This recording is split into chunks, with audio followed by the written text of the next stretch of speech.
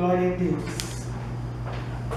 Eu gostaria de começar esse culto hoje dando glórias a Deus e lendo aqui Isaías 64, versículos 4 e 5. Diz assim: desde os tempos antigos ninguém ouviu, nenhum ouvido percebeu e olho nenhum viu outro Deus além de ti, que trabalha para aqueles que nele esperam. Tu vens ajudar aqueles que praticam a justiça com alegria, aqueles que se lembram de ti e dos teus caminhos. Glória a Deus. Deus tem compromisso com quem tem compromisso com Ele. Deus me deu um grande livramento de morte ontem, mas graças a Deus nós estamos aqui para louvar e engrandecer o nome do Senhor. Amém. Eu vou falar hoje começar falando sobre um cristão, hipoteticamente, chamado José.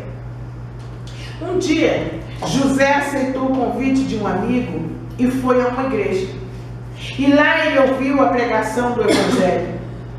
José ouviu toda a mensagem, entendeu que precisava aceitar a Jesus em sua vida. Então ele ergueu a sua mão e fez uma decisão. Ele orou ao Senhor e pediu a Deus que o transformasse. José continuou a frequentar os cultos e continuou a ouvir as pregações. Ele gostava de tudo. Seus versículos prediletos eram: o justo viverá pela fé. Pela graça sois salvos mediante a fé. Ele entendeu que através da fé em Jesus, ele havia recebido um bilhete aéreo direto para o céu. Ainda que ele não pretendesse usá-lo tão cedo, porque ele não gostava que se falasse em morrer. Tinha muita coisa para ele fazer aqui ainda.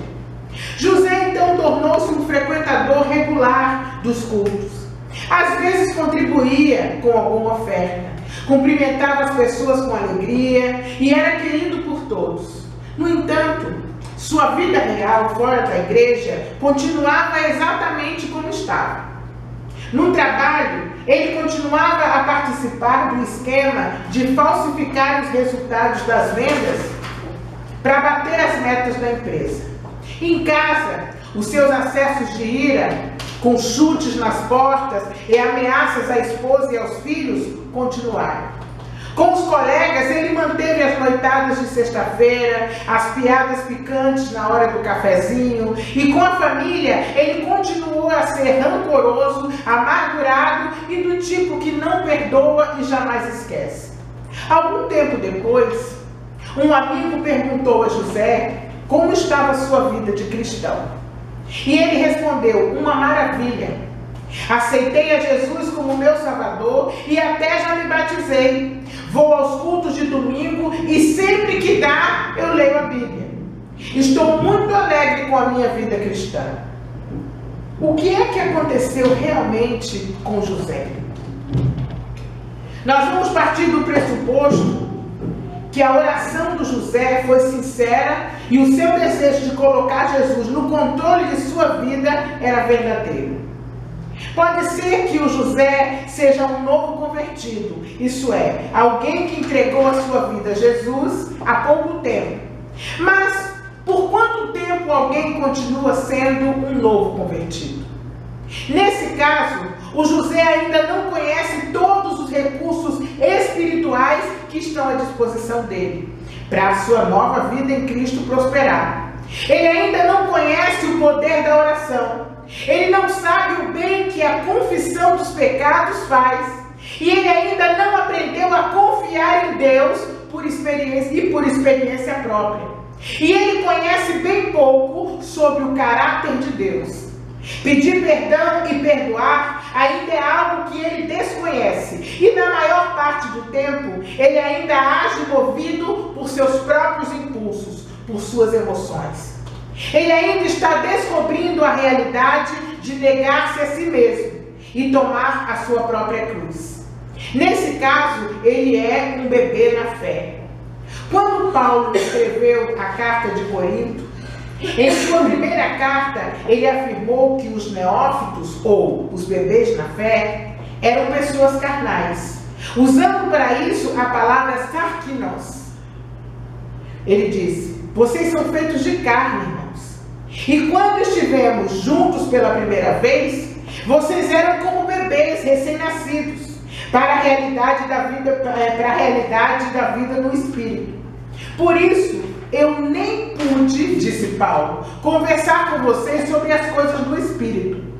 A segunda coisa que pode estar acontecendo com José é que o José talvez seja um crente já antigo. Não sabemos quanto tempo passou até a pergunta do amigo.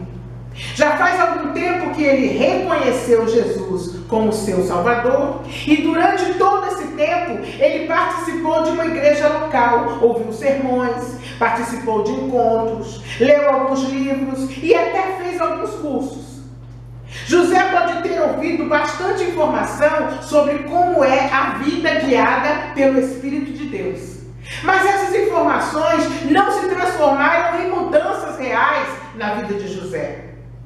Então, de tanto ouvir sobre a vida com Cristo, mas não experimentar essa transformação, José ficou calejado. José criou calos nos ouvidos e calos no coração.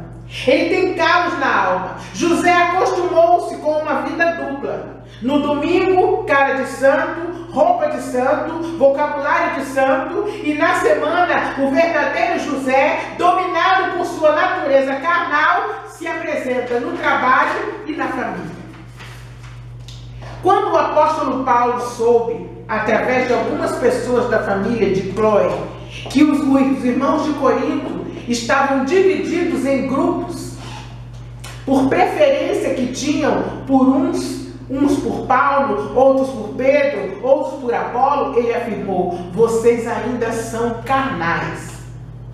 Ele usou a palavra sarkikos para defini-los, porque não era mais o caso de alguém que desconhecia os recursos do Espírito para o amadurecimento na fé, mas era o caso de pessoas que, mesmo depois de serem ensinadas sobre os fundamentos da vida no Espírito, fizeram pouco caso disso e continuaram vivendo a vida com suas próprias forças. Eles tinham a aparência de pessoas de fé, mas na verdade eram apenas religiosos. Alguns pensam que ser um discípulo de Jesus é apenas você render-se à lógica da salvação e receber um bilhete aéreo para a vida eterna. Basta então aceitar a Jesus. Se fosse assim, o que fazer com essas palavras de Cristo?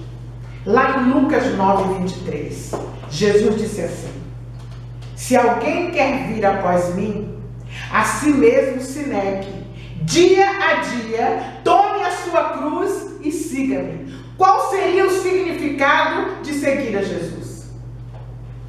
Jesus disse que se alguém quiser acompanhá-lo, deve segui-lo. Parece que Jesus está dizendo que devemos dar passos na mesma direção que ele, Jesus, deu. Ele está dizendo também que não basta apenas abrir a boca e dizer que deseja ser discípulo dele. É preciso segui-lo de verdade. Vejamos se isso confere com a vida dele. Em Mateus 8:18-23 diz assim: quando Jesus notou que a multidão estava ficando grande demais, ele deu ordens aos seus discípulos para que estivessem prontos para atravessarem o lago. Nesse exato momento, um dos mestres religiosos dos judeus disse a Jesus: mestre, eu seguirei o Senhor aonde quer que for. Mas Jesus respondeu: as raposas têm tocas e os passarinhos têm ninhos, porém eu, o Filho do Homem, não tenho meu próprio lar, nem um lugar para pousar a minha cabeça. Um outro dos seus discípulos disse: Senhor, deixe-me primeiro enterrar meu pai. Mas Jesus disse: siga-me agora. Deixe aqueles que estão espiritualmente mortos cuidar de seus próprios mortos. Então ele entrou no barco e começou a atravessar o lago com seus discípulos. E aí o versículo 61, vou pular um pouco, disse também outro: Senhor, eu te seguirei, mas deixa-me primeiro despedir dos que estão em minha casa. E Jesus disse: ninguém que lança a mão do arado e olha para trás é apto para o reino dos céus. E uma outra vez, um líder religioso judeu fez uma pergunta a Jesus: Bom mestre, que farei para chegar ao céu? Jesus disse: Você sabe o que está dizendo quando me chama de bom? Perguntou-lhe Jesus. Só Deus é verdadeiramente bom e mais ninguém. Quanto à sua pergunta, você sabe o que os 10 mandamentos dizem: não cometa adultério, não mate, não minta, respeite seus pais e assim por diante. O homem respondeu: Eu tenho obedecido a cada uma dessas leis desde que era pequeno. E Jesus disse: Há uma coisa ainda que lhe falta. Venda tudo que tu tens, dê o dinheiro aos pobres, e isso fará com que você tenha um tesouro no céu. Depois disso, venha e siga-me. Mas quando o homem ouviu isso, foi-se embora triste, porque era muito rico. Jesus sempre chama a atenção daqueles que querem segui-lo para o fato de que isso implica em disposição para que ocorram mudanças em sua vida. Jesus não chama ninguém para continuar a viver do mesmo jeito. O primeiro milagre que Jesus fez foi de transformação. Ele transformou água em vinho. E é isso que Deus quer fazer em nossas vidas. Quando alguém acredita que basta aceitar a Jesus, levantar a mão e gradativamente ele vai se fechando para a necessidade de mudanças em sua vida. Afinal de contas, ele já está salvo. Ele já é um crente, ele já tem Jesus no coração, mas será que é só isso? Jesus disse que não. Na verdade, somos chamados por Deus para crescer. É o que Paulo diz em 2 Coríntios 13:11. Ele diz assim: termino minha carta com estas últimas palavras. Alegrem-se, cresçam em Cristo. Prestem atenção ao que lhes tenho dito. Vivam em harmonia e paz. E que o Deus de amor e de paz seja com vocês. Nós somos chamados para sermos aperfeiçoados.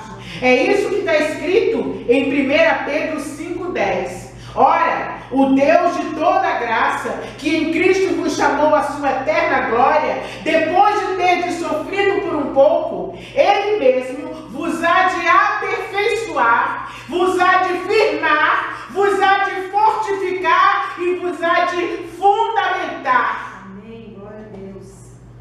Nós também somos chamados para participarmos de um processo de transformação. Ninguém se engane.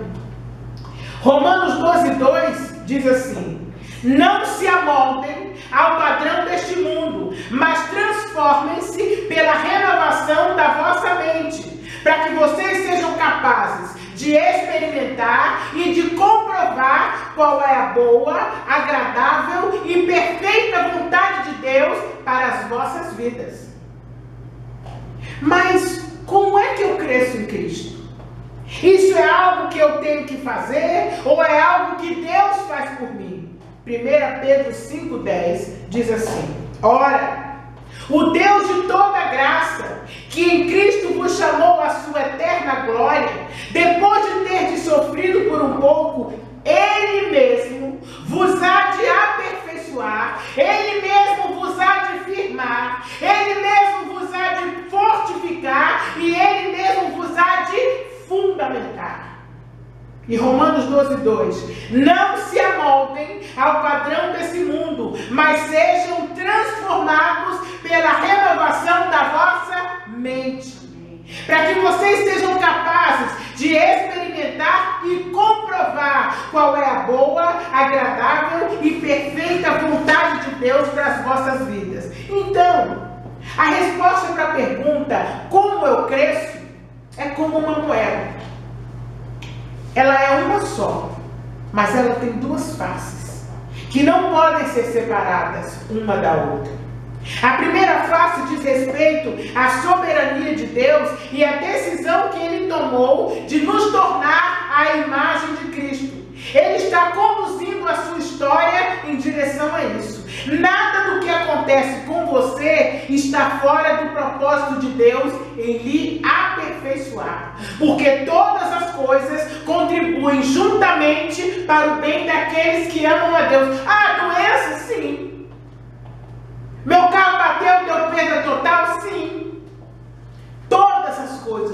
exceção, são todas. O processo todo está nas mãos de Deus. Depende como você encara esse processo de transformação. Você pode se desesperar, pode puxar os cabelos, pode se revoltar contra Deus, mas você pode simplesmente reconhecê-lo em todos os seus caminhos. A segunda face da moeda diz respeito à liberdade que nós recebemos em Cristo Jesus para decidir a maneira como vamos lidar com esse processo de aperfeiçoamento. Você irá cooperar com esse processo ou não? Você pode cooperar com Cristo e dar glórias a Ele, dar graças a Ele e enxergar a mão dEle em tudo na sua vida, porque Satanás não pode te tocar. Ele só vai até onde Deus permite que ele vá. A sua vida não será um mar de rosas, mas você tem um protetor que é maior do que aquele que está no mundo. A mão dele é mais potente e mais poderosa do que qualquer coisa que o inimigo possa querer fazer na sua e na minha vida. Se Deus não houvesse planejado o seu aperfeiçoamento e o meu aperfeiçoamento, nada poderia acontecer. Mas Ele planejou.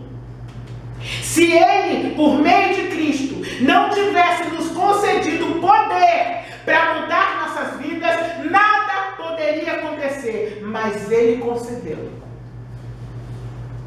Se você não cooperar com Ele, você perderá a alegria de experimentar aqui nesse mundo e agora um pouco do que você será quando Ele completar o seu plano para a sua vida. O que é que você vai fazer? Mas como é que eu coopero com o plano de Deus? Olhemos Romanos 12 com mais atenção, porque esse é o ponto alto da nossa reflexão. Diz assim, Romanos 12, 2: não se amoldem ao padrão desse mundo, mas transformem-se pela renovação da vossa mente. Tudo começa e termina aqui. O meu e o seu culto é racional. Paulo está dizendo que você não tem que gostar de Deus, que você não tem que, ai, meu coração está palpitando porque Deus está aqui. Não é nada disso. Ele disse que o seu culto é racional. Amoldar-se é tomar a forma. Forma ou forma, tanto faz. Transformar-se é mudar a forma ou a forma. A forma desse mundo é assim. A forma de Deus é assim. O Espírito de Deus revelou-nos que nosso jeito de viver nesse mundo não pode ser idêntico ao jeito de viver de pessoas que não seguem a Jesus. Isso está na palavra dele. Vejam só, o chamado é para que sejamos diferentes em nosso modo de viver.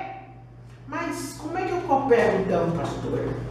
Eu corto o cabelo diferente, eu visto uma roupa diferente, eu frequento lugares diferentes. Se a moda é X, eu me visto do jeito Y. Eu leio livros diferentes, eu falo com palavras diferentes, empoladas. Será que se eu falar o crentez, eu estou cooperando com Jesus?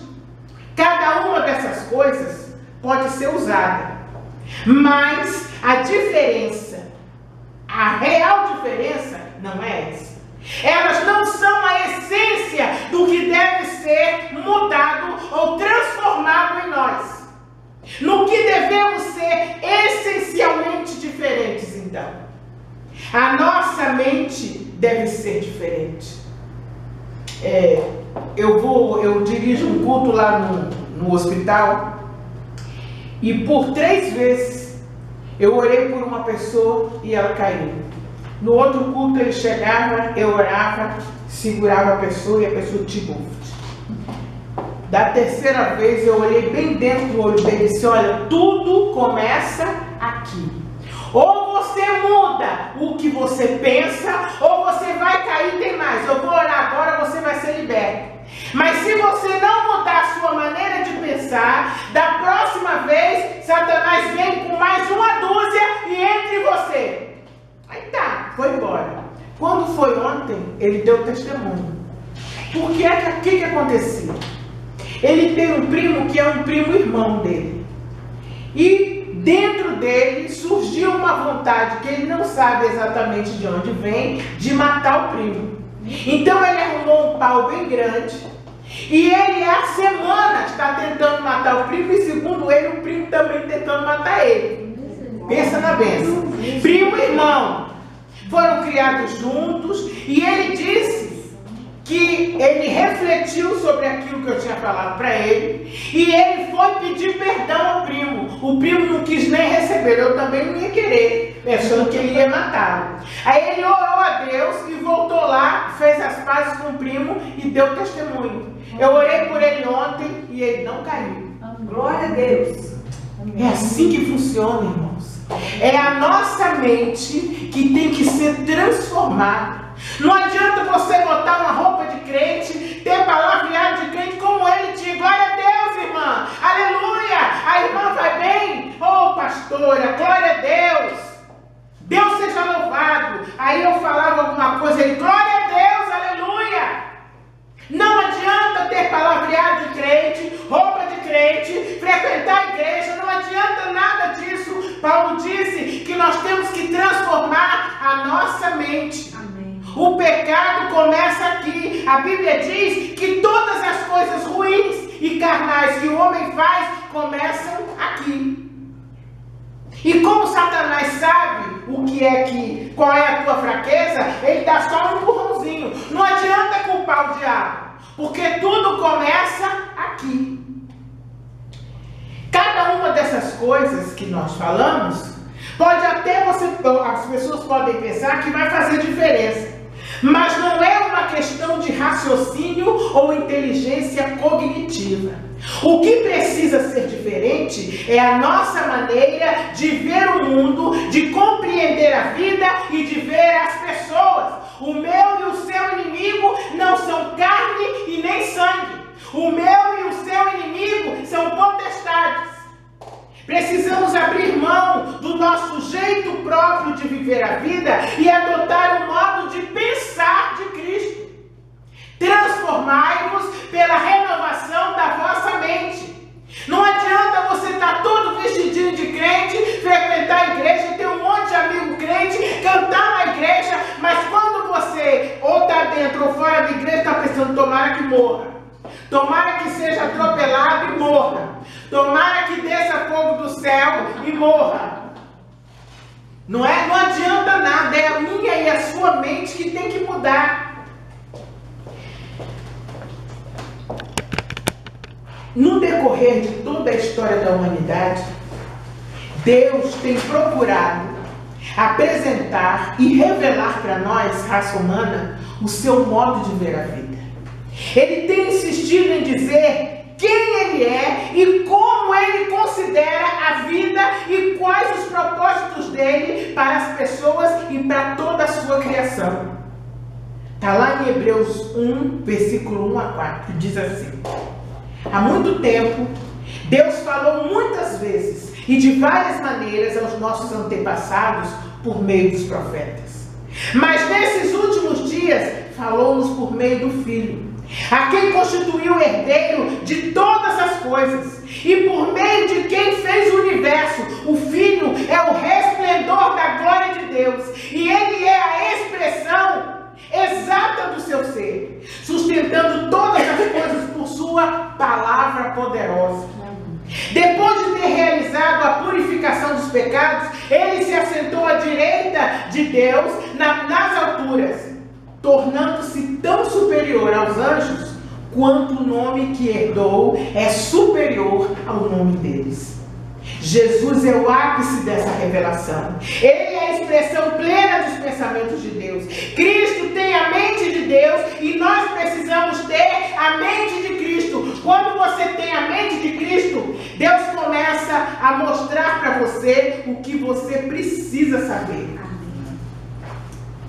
É muito interessante como é que Deus faz as coisas. A Bíblia diz que Deus não faz nada sem antes mostrar aos seus santos, os profetas. Todas as noites eu oro a Deus e peço a Ele que proteja o meu corpo, a minha alma e o meu espírito. Todos os dias é só isso que eu peço a Deus para mim. Senhor, protege o meu corpo para eu te servir melhor. Protege as minhas emoções, para que eu não venha a ter ódio, ter raiva das pessoas e impeça a sua obra. E o meu espírito, Senhor, que é imortal e um dia eu quero que volte para ti. E aí, na noite anterior ao acidente de ontem, Deus mostrou a Nara um versículo lá em Lucas 1,13 e diz assim: não tenha medo, sua oração foi ouvida. Isso aqui foi dito a Zacarias, dizendo que ele teria um filho. E ela mandou para mim. E eu não tive tempo de ler porque eu estava indo para o hospital fazer o culto. Mas depois que eu li, eu entendi perfeitamente. Deus mostrou a ela o que aconteceria comigo e disse para mim: não tenha medo, porque a sua oração foi ouvida. Deus guardou o meu corpo, Deus guardou os meus sentimentos, para que eles não tomassem conta de mim e eu acabasse com o testemunho que eu tive que dar naquele momento. E Ele vai guardar o meu espírito, que vai estar com Ele todos os dias da minha vida. Deus sempre fala conosco. Ele não faz nada sem antes mostrar aqueles que andam com Ele. Ele considera a vida e quais os propósitos dele para as pessoas e para toda a sua criação. Jesus é o ápice de toda a revelação de Deus. Em 1 Coríntios 2 diz assim: nós temos a mente de Cristo. Epa, pastora, como assim? Está na Bíblia. 1 Coríntios 2, 14 a 16 diz assim: quem não tem o Espírito não aceita as coisas que vêm do Espírito de Deus, pois acham que são loucura, e não são capazes de entendê-las, porque elas são discernidas espiritualmente. Mas quem tem o Espírito discerne todas as coisas, e ele mesmo por ninguém é discernido, pois quem conheceu a mente do Senhor para que possa instruí-lo? Nós, porém, temos a mente de Cristo. Como é que você tem a mente de Cristo e pensa igual ao mundo? O seu desejo é todo para tudo igual ao mundo. Você quer copiar tudo que o mundo faz. É por isso, irmãos, que Deus tem que ter muita misericórdia.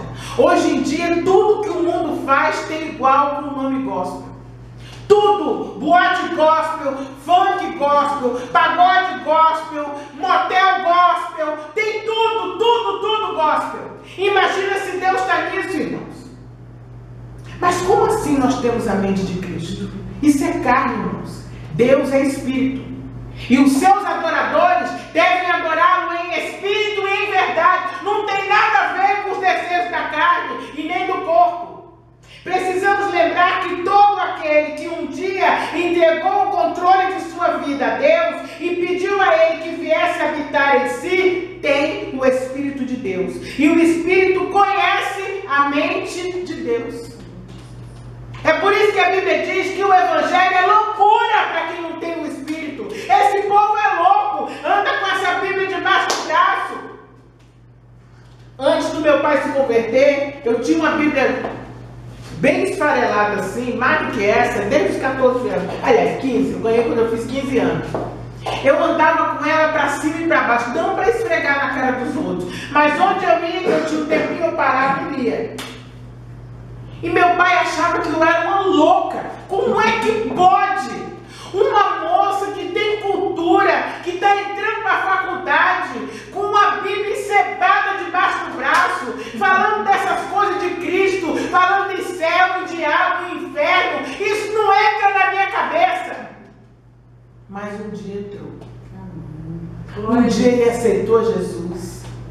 um dia ele compreendeu as coisas de Deus. Você está entendendo, minha irmã e meu irmão? Se a pessoa não tem o Espírito, ela não compreende as coisas de Deus. Mas como assim? Nós devemos lembrar também que o Espírito de Deus inspirou alguns servos de Deus a registrar a vida de Cristo. 4 registros diferentes chegaram às nossas mãos. Enquanto lemos sobre a vida de Jesus e seus encontros com as pessoas, ali nós vemos como Cristo encara a vida e como ele enxerga as pessoas. É por isso que é importante conhecer a palavra. A nossa mente será transformada à medida que a expomos à mente de Cristo. Precisamos comparar nossa maneira de ver a vida com a maneira como Cristo a vê, e a vida, como Cristo vê a vida, e permitir que o Espírito de Deus faça as mudanças que são tão necessárias. E quanto tempo dura esse processo, pastora? A vida inteira. Sabe por quê? Deus não tem prazer na morte do ímpio, antes que ele se converta e viva. É por isso que eu e você estamos vivos. Deus não tem prazer que a gente morra do jeito que está, não. Ele quer que a gente cresça cada vez mais e viva, não só nesse mundo, mas na eternidade também. Lembra do José? Certamente, ele não havia entendido o que nós entendemos hoje. Por isso, ele acabou permitindo que seu coração endurecesse e cultivou uma vida dupla. Religioso domingo, e durante a semana ele estava de volta à velha vida de sempre. O que acha de parar as tentativas de se resolver sozinho e pedir ajuda ao único que pode fazer algo por mim e por você? O que você acha de recorrer aos recursos espirituais que Deus preparou para mim e para você, em vez de apenas continuar se esforçando mais? O que você acha de mudar essa situação? Você está disposto a permitir que a mente de Cristo ocupe sua maneira de viver? Você gostaria de crescer na sua caminhada com Jesus? Você gostaria de crescer espiritualmente? Você gostaria de conhecer a vida abundante que existe para aqueles que estão em Cristo e que cresceram o suficiente para vivê-la? Você gostaria de ver a sua vida aperfeiçoada pelo Espírito de Deus? Você gostaria de recomeçar no caminho em busca da vida de Deus em você? Você gostaria de enxergar essas mudanças na sua vida? Você gostaria de, ao invés de se desesperar diante das circunstâncias, dos problemas, você ter a mente de Cristo e enxergar a solução que Ele tem, ter a fé suficiente para não entrar em pânico? Se você gostaria que isso acontecesse, nós vamos orar juntos agora. Amém. E vamos pedir a Ele que desenvolva em nós, que nos faça enxergar a mente de Cristo, para que nós possamos crescer e conhecer. Deus não quer ver você aos prantos por tudo e por nada. Deus não quer ver você desanimando por tudo e por nada. Deus não quer ver você desesperado por qualquer coisa. Deus quer nos dar a vida abundante e que diante de qualquer circunstância a gente creia que Ele tem o controle. E que todas as coisas contribuem juntamente para o bem daqueles que amam a Deus. Sabe por quê? A palavra de Deus diz que o que Deus faz agora, você não entende. Mas depois, tudo te será revelado e você vai entender o que Ele faz. Jesus querido, obrigado por Tua palavra, Senhor. Estende a Tua mão poderosa sobre nós, Pai. Glorifica o Teu nome, Senhor. Que a Tua graça e a Tua misericórdia venham sobre nossas vidas. Nós queremos, Senhor, enxergar como Cristo enxerga. Nós já temos a mente de Cristo, Senhor. Queremos crescer, Pai querido. Queremos conhecer a vida abundante que há em Ti, Senhor. Isso não é só coisa que está escrito no papel. A vida abundante é para hoje, é para agora, Senhor. O Senhor não quer nos ver chorando por tudo e por nada. O Senhor não quer ver desespero em nossos olhos, não quer ver falta de esperança, Senhor. O Senhor quer nos ver firmes, olhando para o alto. Senhor, glorifica o teu nome, Senhor. Opera em nossas vidas. Visita cada um daqueles que aqui está. Visita aqueles que estão assistindo. Aqueles que hão de nos assistir ao longo dos anos, Senhor. Visita, Pai querido. Que essa mensagem entre, Senhor, na mente das pessoas. Que desça ao coração, Senhor amado. Não permita, Senhor, que nós continuemos a colocar as nossas emoções antes da nossa razão. Não permita, Senhor amado, que as nossas emoções nos paralisem, que o medo nos paralise, que a dúvida nos paralise, Senhor, mas que o Teu Espírito Santo possa nos ajudar, Senhor, a crescer espiritualmente. Te agradecemos em nome de Jesus.